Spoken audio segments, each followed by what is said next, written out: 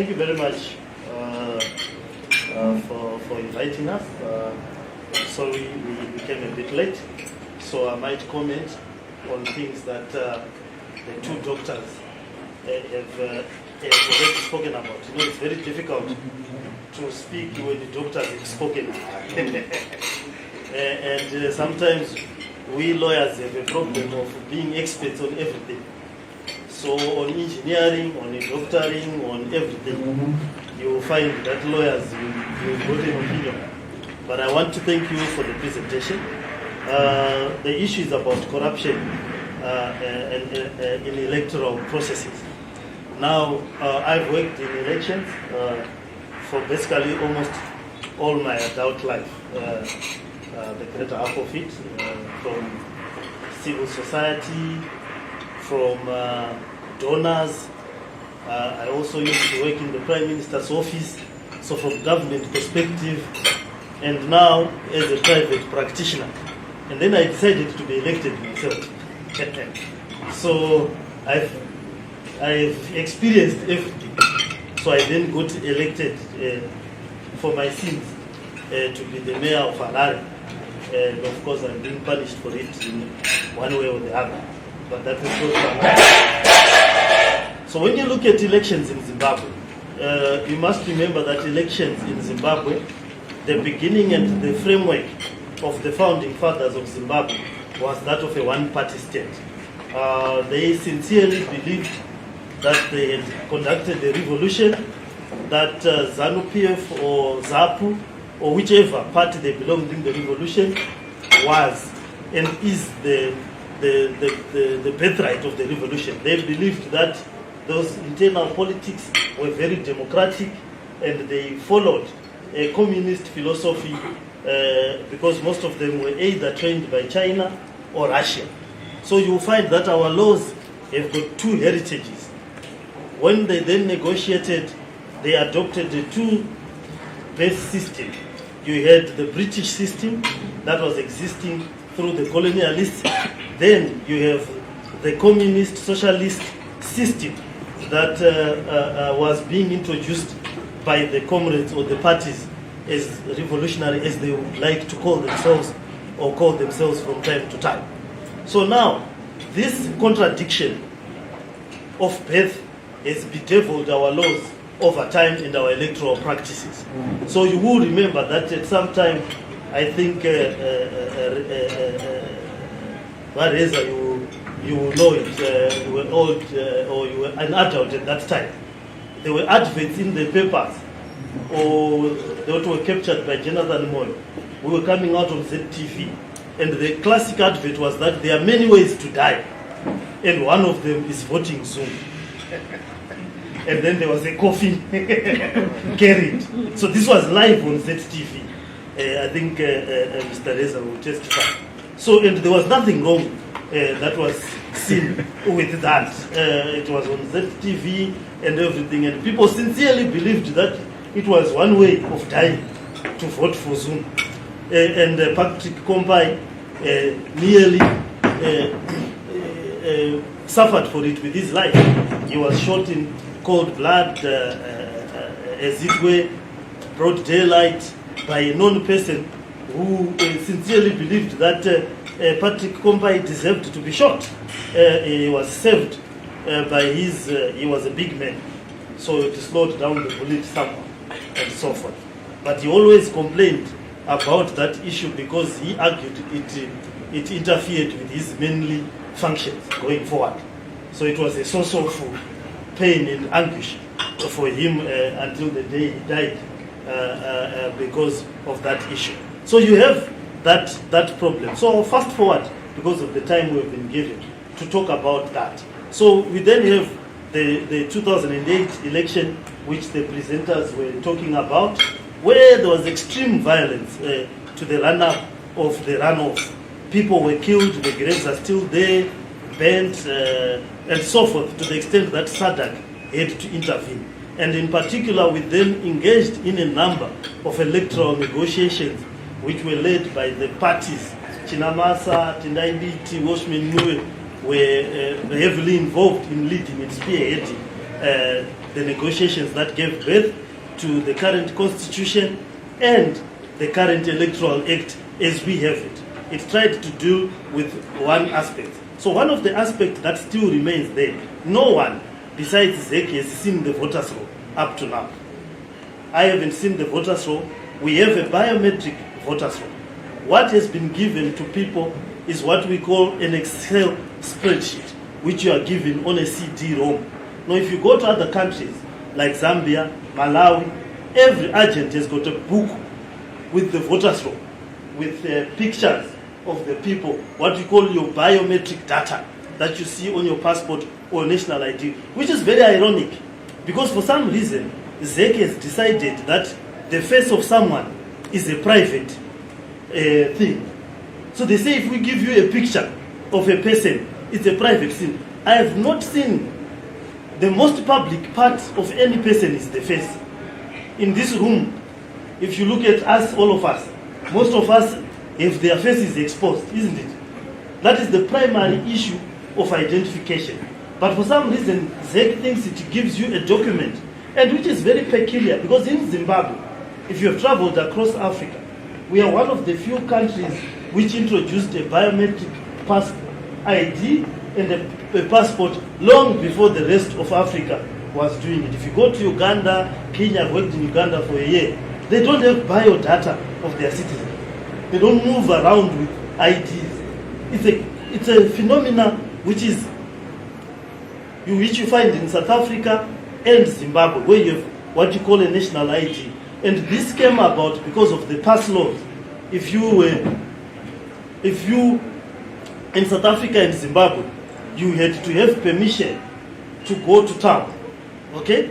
So for you to go to town, to come to Harare, they needed to see what your pass. So that is what gave to our national ID. So if you look at a national ID, it identifies your characteristics, because it was very important to know whether you were black, colored, or white.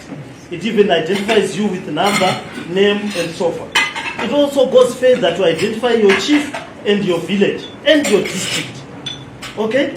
So you don't find this phenomena anywhere else in Africa except South Africa, isn't it? And Zimbabwe, because of the colonial system that was there. But ironically, those are the only countries where you don't have a biometric voters roll given to citizens. But every day you are required to produce an ID with your biometric data. And we have argued about that because this creates distortions. That's why we had a dispute about the Mashonaland central vote, which grew in 1 hour by 300,000 votes. We had a dispute with the Mutare North vote, which had 13,000 more people voting for the president than that voted for the MP and the councillor. It had a variable distortion which was unexplained. And the absence of the biometric voters roll makes it very difficult for you to be able to know whether people came in. Then the other issues that relate to corruption is the dispute resolution mechanism. I was looking at the book that you wrote. With the classic case which you find almost in Zimbabwe alone is that of Dexter Nduna. Okay? I was surprised it was not in your report, the doctors. Everyone, ZEC agrees that this man should not be in parliament. The election officer announced the wrong person. He wrote an affidavit from ZEC. The court says no, there are procedural irregularities. Before that does not allow us to announce the... So can you imagine, this person announces the wrong vote. The opposing guy says, yes, I lost by 300 votes. Dexter Nduna is there by default, and ironically, is called an honorable member.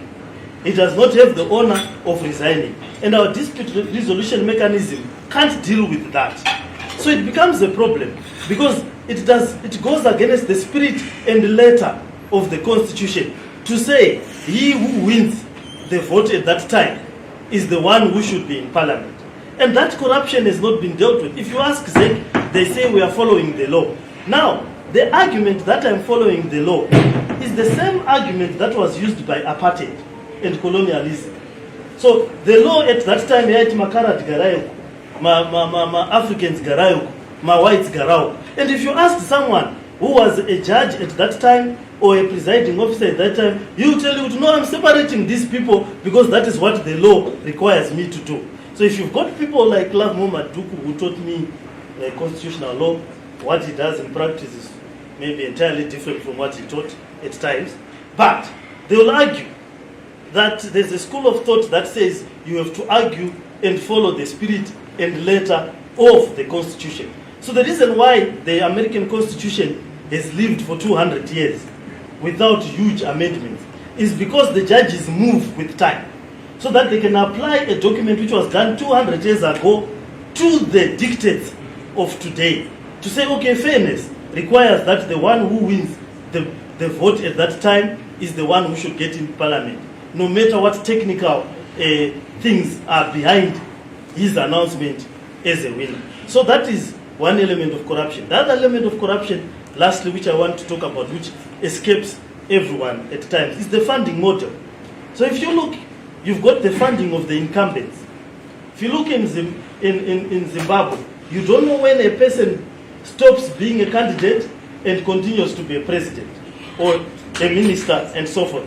They all continue until post-election, and they get the funding of the state.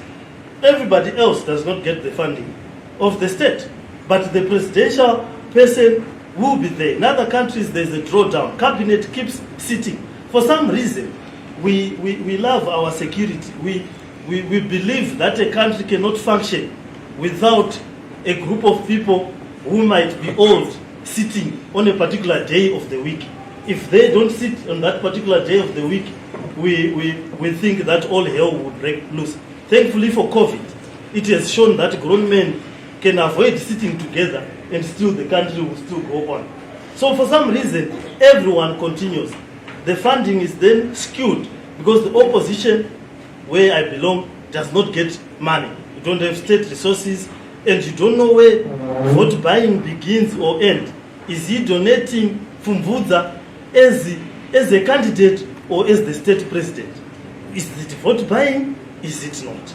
Is any donation the commandeering of state resources for election purposes and so forth? So there's a thin line between what one can do. Then of course we've got the issues of accountability post-election.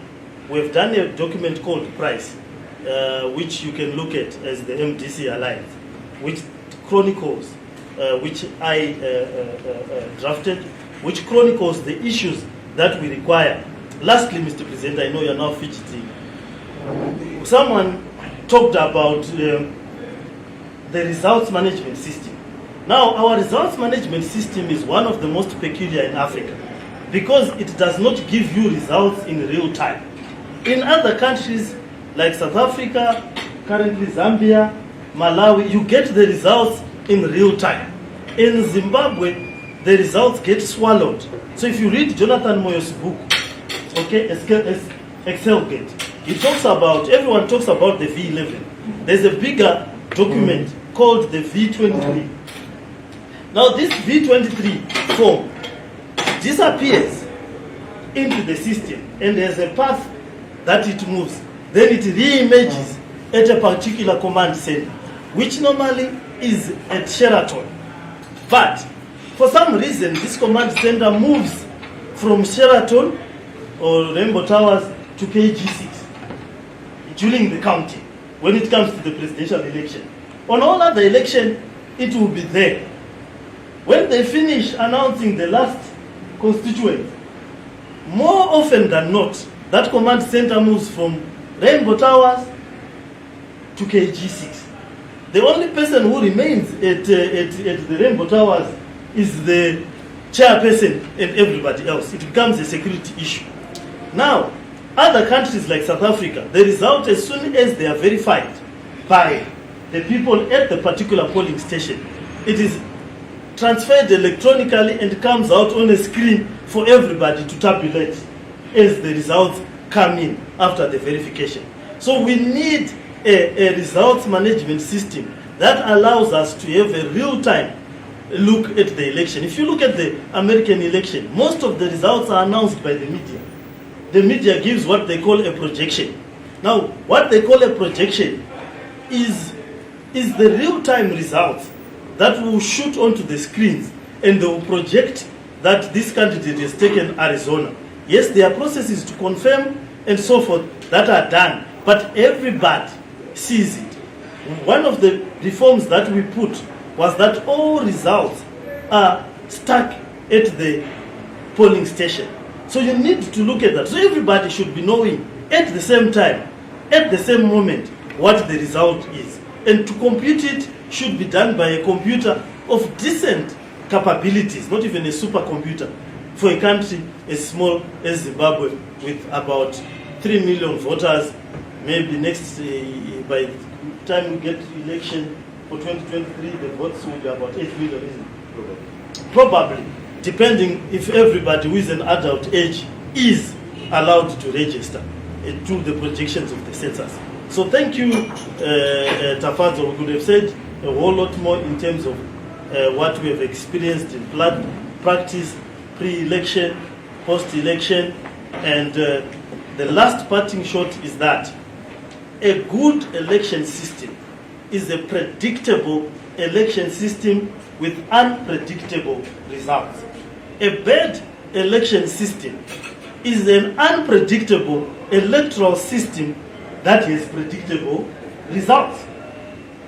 So for a good soccer match to be a good soccer match, it has predictable rules and unpredictable results. But if a soccer match begins to have an unpredictable system and predictable results, then you know you're in trouble. And in Zimbabwe, I'll argue that we have predictable results in an unpredictable system. Thank you. Thank you very much, Honorable. Actually, you then covered a lot in terms of what I wanted to ask around political party financing.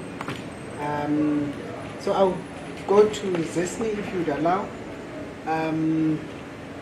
Based on the 2018 elections, what lessons did we learn from that particular election in terms of what we did wrong and what we did right in terms of political integrity? Is there something that we can carry forward for 2023? Or was there room for electoral reforms between 2018 and 2023 to allow for us to bridge the gaps? When His Worship started speaking, the first thing he did is make a disclaimer and complain that speaking after two eloquent doctors have made presentations is difficult. But then he went on to commit the same crime because he was speaking after a politician, especially one who has spoken for so long. It is difficult to then find additional things to contribute to a conversation. But nevertheless, we thank you, TAZ, for setting this platform for us to have these kind of discussions. They are very, very important. And to answer your question about the lessons learned in 2018, I would imagine every election presents numerous opportunities to learn. But then it's not about the opportunities to learn, it's about the level of uptake of the actors that are involved in elections and electoral processes. You know, how much do they want to absorb or to consider and reflect upon what has gone right and what has gone wrong. So unfortunately in Zimbabwe we don't have that culture, you know, whereby we collectively look at electoral processes, even do audits of specific processes and then come up with a comprehensive assessment of how well we have done. So we do that a lot as other actors in elections like civil society, political parties. They are the ones who do those audits. But unfortunately for them to get the kind of traction that is needed, for us to move the processes forward and improve on them, it is important for that process to be a collective one, whereby all the different players in elections come together and sit down and do that assessment collectively and then own the outcome of that assessment and then commit themselves to then moving forward. So if you look at 2018, there's so much that can be learned. And if you've had an opportunity to go on the ZESN website, you will notice that there's this document that we put together just to address the very issue that you're talking about. We put together what we call a compendium of 2018 election observation missions recommendations. So you remember in the last electoral cycle, we had a record number of foreign observer missions being allowed to come and witness the process that was unfolding. Unlike in the previous electoral cycles. And so we had then an opportunity for ourselves as domestic election observation organizations to be able to look into the process, reflect on what has happened, and also provide concrete recommendations together with those many other foreign observer missions. So that compendium that I'm speaking to, what it then did is that it took together all the different mission reports and then distilled them into one consolidated document, which becomes a reference point for anyone who wants to see what worked well, what didn't work well, is there. And there's so much that needs to be done. In that document, we have about 215 specific recommendations that political actors such as Jacob in this political party will have to consider, that the election management body will have to consider, ourselves, the civil society, will have to consider. So there are a lot of lessons that need to be learned. In terms of what worked well, it has already been alluded to by the previous speakers, the doctors. They did speak about the opening up of the opening up of the space for political parties, at least to enjoy a bit more than they used to do with their political rights. So the ability to canvass votes, at least they were able to do so in 2008, unlike what they've done in the past 3 or so electoral cycles. So that was a good thing. But as you know, there's always threat for us to regress on any progress that we've made. That threat is always there. So it doesn't matter how many steps we move forward. What matters is whether those improvements are jealously guarded. And so when we look at anything that went well in 2018, you must hasten also to look at what's happening now. And unfortunately, when you look at what's happening now, like for instance, if you look at the tour that Chamisa recently held in Masvingo, there are very, very telltale signs that we are going to get into a very difficult election in 2023. It's not going to be like 2018. That is our prediction. Basing on what we are beginning to witness, we are obviously going to have a very, very closed campaign environment. That is well very clear. If you look at what's happening with the use of COVID-19 regulations and how they are, if I may use the word, misused in order for one political party to be able to then connect with its own people, you'll notice that these are what matters when we're talking about the preparations for 2023. Because people start complaining in 2022, 2023 about things that are already happening now, which are not being addressed. So you can clearly see that the space for the opposition to be able to connect with their own base is always shut for them, using the COVID-19 regulations, where you saw that only ZANU-PF was the only party that was able to hold meetings, rallies. These were well documented on social media. You saw many videos of different legislators meeting with huge crowds. At a time where people were being restricted to maybe 50 persons in a specific gatherings, you would see them going into hundreds of people gathered, listening to their own ruling party legislator or representative. So what that means is that you are having a pre-election environment which is rigged in favor of the incumbent. So that then has an impact on what will happen with the 2023 general elections. That's number one. Number two, you also look at the space for civil society to operate in. Again, that is something that we may have enjoyed in 2018, but we clearly are not going to enjoy the level of comfort that we did in 2018, because as you see, there are amendments that are being proposed to the NGO PVO Act. Really point to the desire of the government to have civil society on a very short leash. And so when you juxtapose what's happening in Parliament with that bill, and you juxtapose it with the policy pronouncements that are made by the ruling party, you clearly see that they are making the argument for greater clampdown on civil society actions, because now they are saying that we are having that act being put in place so as to manage illicit flow of monies. And they are even pointing fingers at CSOs to say you may have connections to terrorists. And we saw that with the Crisis Coalition, the meeting that the safe houses that were being claimed that the Crisis Coalition was keeping and maintaining in Norton. And how you then had crisis, they're saying, but with nothing to do with whatever house that you're referring to. So you see, these are all the things that are being put in place in order to justify a clampdown on civil society operating space ahead of 2023. So these are things we can look at. So unfortunately, we can't then celebrate whatever good things are happening in 2018, because clearly we see that there's a reversal. There is a clear sign that we are regressing, going back to what we used to, the environments we used to have previously. So I stand to be corrected as we see things unfolding. As you know, things are evolving, they may evolve in a good direction, or they may continue to on the trajectory that we already see. So it's too early to call the election in 2023 what it's going to look like, but we can continue to look at the signs on the ground and be able to predict what we may see in the future. So I hope that begins to answer, what you were asking about what happened in 2018 and what it means for 2023. I'll come to Professor. Yes. there are allegations of abuse of public during, as a build-up to and during elections. And these allegations always emerge, especially as we move towards elections.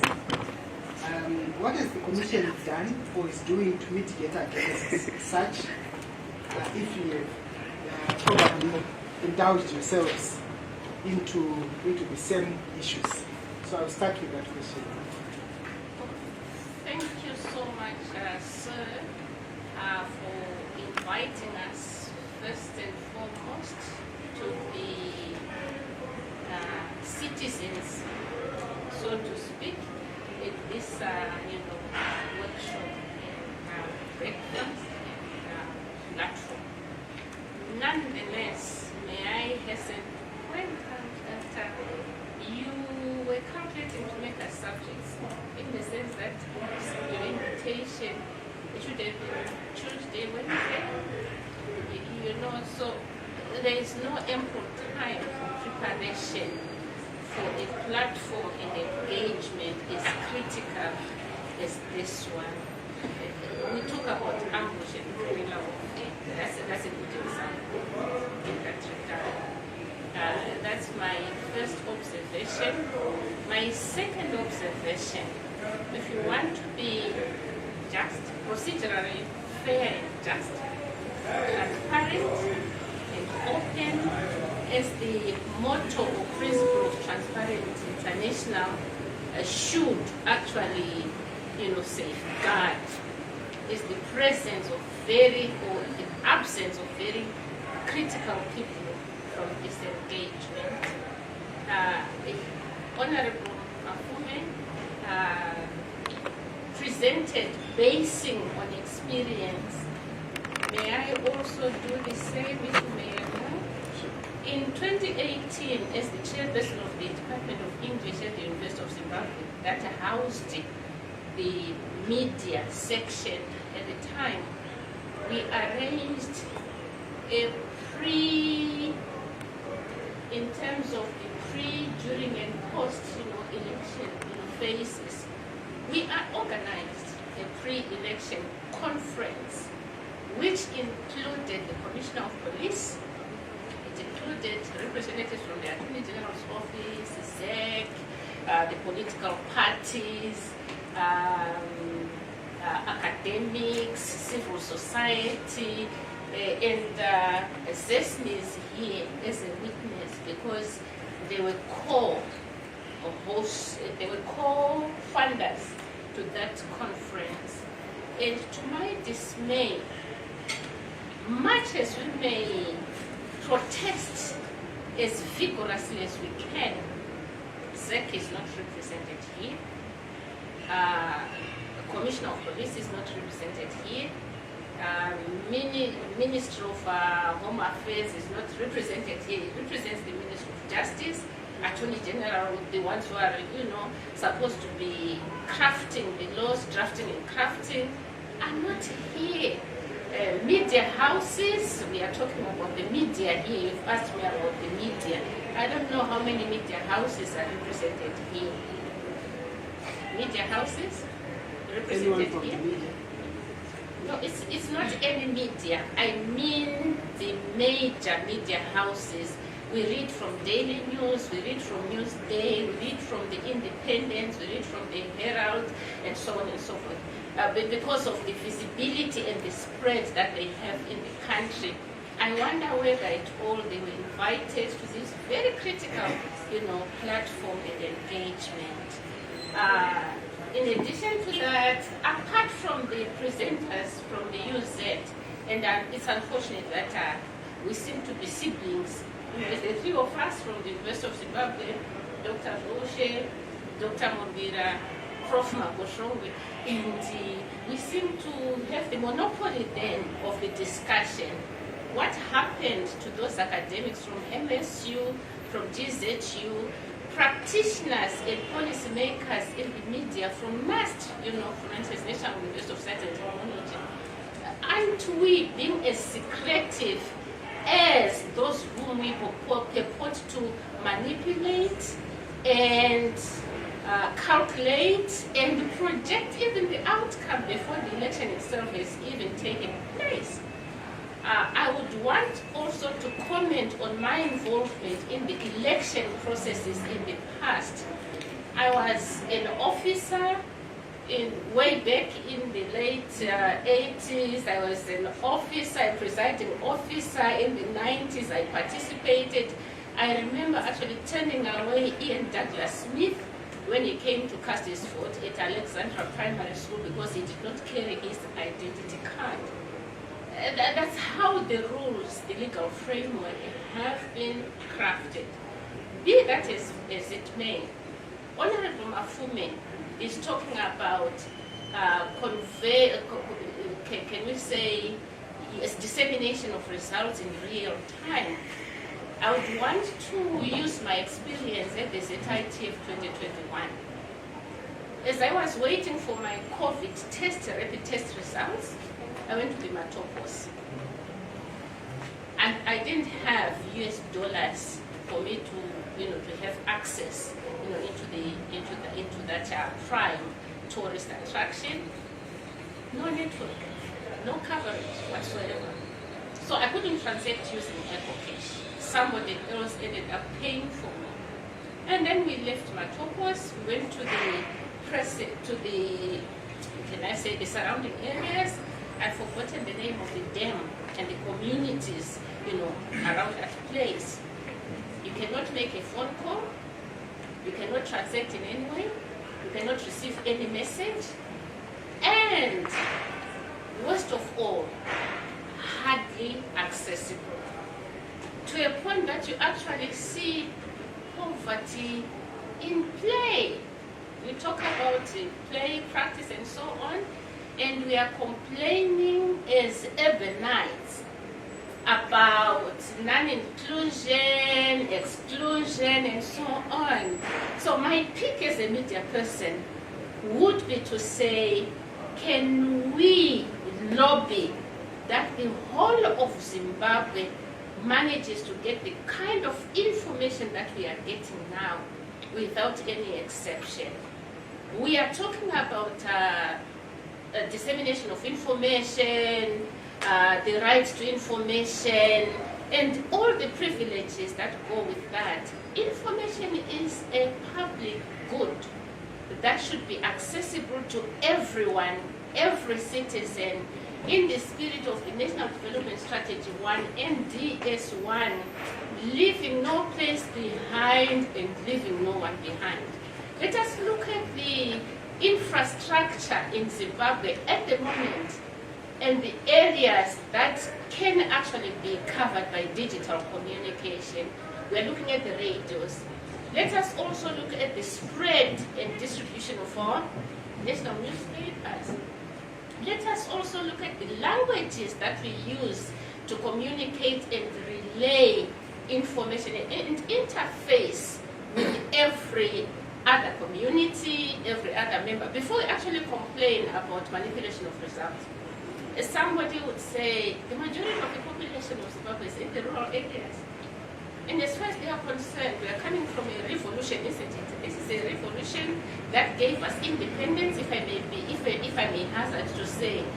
And those people at the margins, in the fringes of the society, of the communities, who don't have access to information, either through the radios or through the newspapers, our politicians have let us down. Honorable Mafume is here. If I may ask, how many newspapers or publications they have in any one of the provinces or regions in the country in the local languages, so that they can actually commune and communicate and interface with those people and sell their programs to those people?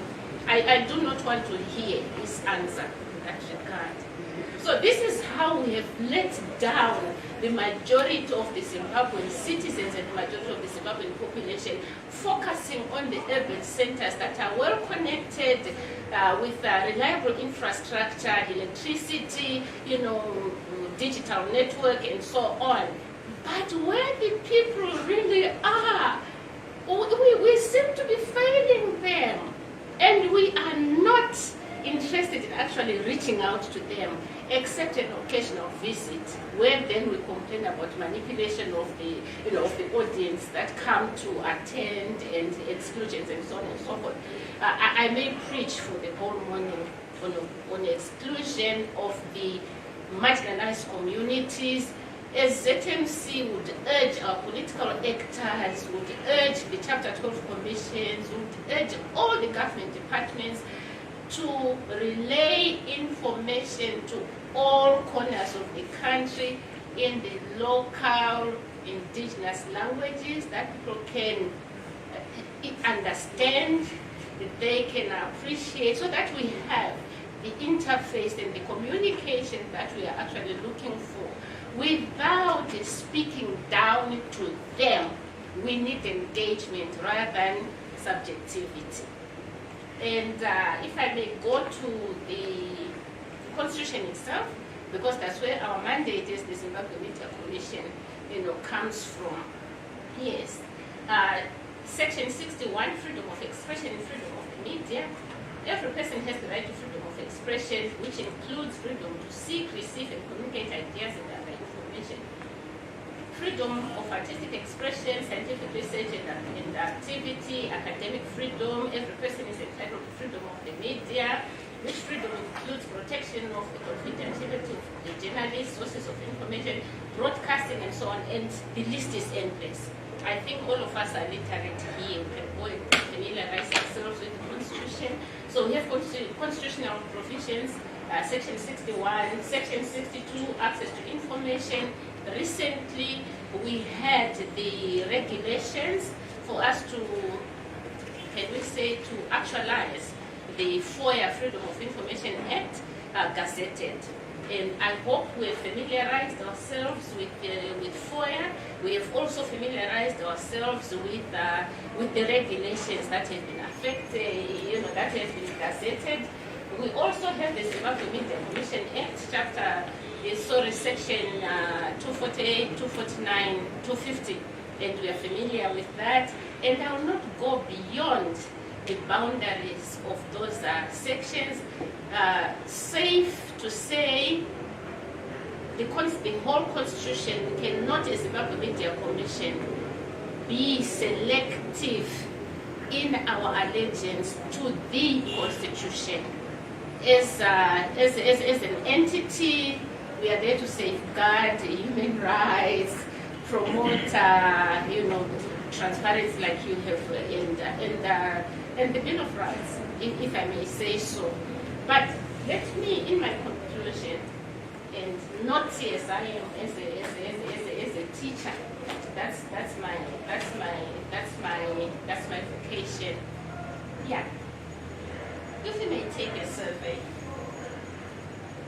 how many of us can honestly say in this room we have not left anybody behind? We have not left any place behind. How many traditional leadership are in this room? Because they are the ones who are in charge of communities, isn't it? If we engage them in any platform or in any way, as Transparency International, why should we be secretive in our engagements and selective in our engagements with the leadership that represents different publics that we have to interface with? And if I may urge other entities represented here, ZESNI, NGOs, and so on, may we strive to package our stories. I'm a literature person, our stories in the language and idiom that leaves no place and no one behind. We all have a story to tell. We all have wounds that we carry. Some of these wounds, we carry them from our fathers, from our ancestors, and so on. But how have we dealt with those wounds?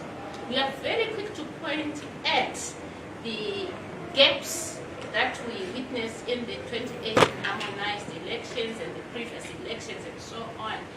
But what lessons have we taken and what strides have we made ourselves here? We don't want to point fingers to say, I, Rubimako Shongwe, from the 2018 harmonized elections, These were my takeaways, and as a way of trying to remedy, some of these pitfalls. These are the measures that we have taken or that we've put in place. I would want to thank Zesni for the compendium, but how many of us have access to a website if we have load shedding, if we don't have the bundles, if we don't have the money, if we don't have the gadgets? So we are actually elitist in our approach in the manner that we handle some of these very critical aspects that undergird the integrity of elections in our country. So may I urge every citizen here, yes, I'm rounding up, every citizen here to take the few complaints. I'm sure I've used this as a complaining platform. But in conclusion, may I urge or implore those entrepreneurs who are here present to consider publishing and networking and interfacing with politicians to publish in the different local languages so that they can have a good reach to the communities that they wish to serve and engage with in the forthcoming elections. Thank you very much for having me here. Unfortunately, my usual sparring partners may be chickened out today. I shall not them as their apparent cowardice. But I'm sure they did listen. Not coming and just joking. Sometimes we take ourselves too serious and forget to at the end of the day we are alive just to be here, to pursue happiness, and to live well. Hapana nopakumba kwake achifunga kuti ndichazolingana nanhipi panozorwa nhimpi kunenge usiku tese takangoya kuharare yandinova iyo harare 1 kuti tigadzire mari yedu mugare zvakanaka umwe mvura yakanaka torerwe mabhini and you reach your ambition. So it's not a personal fight. My success, his success is not a personal fight against someone. It is what we thought we would be. So when we complain about this thing, I will give for example, I was educated by the taxpayer from Kumusha, I became a lawyer by using it. It could be very easy for me to accept the benefits that come with the education and that humanize citizen. But we have an obligation in the chamber I don't leave this country with them worse off, yet they put a lot of effort in educating me. I need to improve their livelihoods, and they know the benefits of educating us so that because we can become more sophisticated. Benefits the taxpayer. So when we call for fairness, it's not because we want it on a silver platter, but it is better for everyone if society is fair. I'll give you an example. Zimbabwe was the first country to broadcast in Africa. Zimbabwe is the last African country with one broadcast license, except because it was 6 hours. I would have it a shoot off.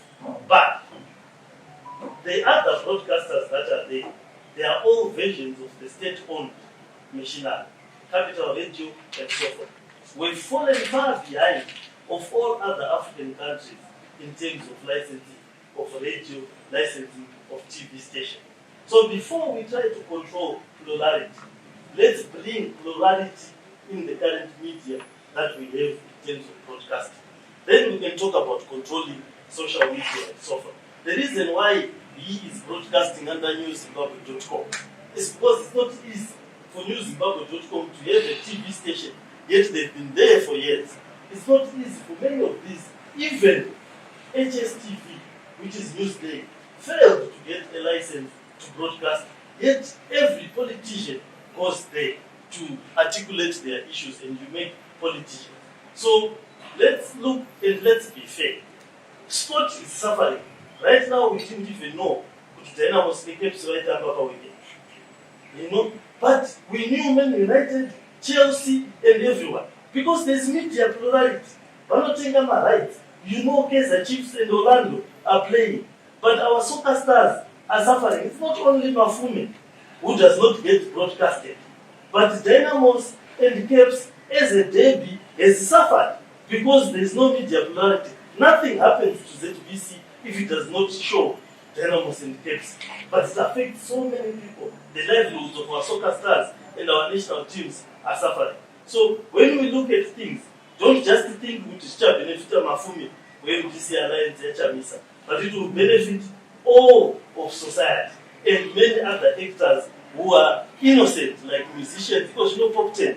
Aichema kuti ndachona atambura nokuimba vana passion drama nana yaona nompasenda vatakavaenda vese akazokuda pachichema kuzopa ndinafane nzara asitaka kuimba. It's because of no media plurality. In other countries, musicians are superstars because of media plurality. So that is, since you are here, those who are sick of Vanazek challenger, since Muribu, you know better because no one funny told you. Vana soldier love nana kukutena unyaya kuti vari kutadza kubhadharwa nemasongs avari kuimba because hakuna media plurality. Let's help our society help itself. It does not affect politicians only, but it affects everybody of us. But thank you, TIC, for inviting us here.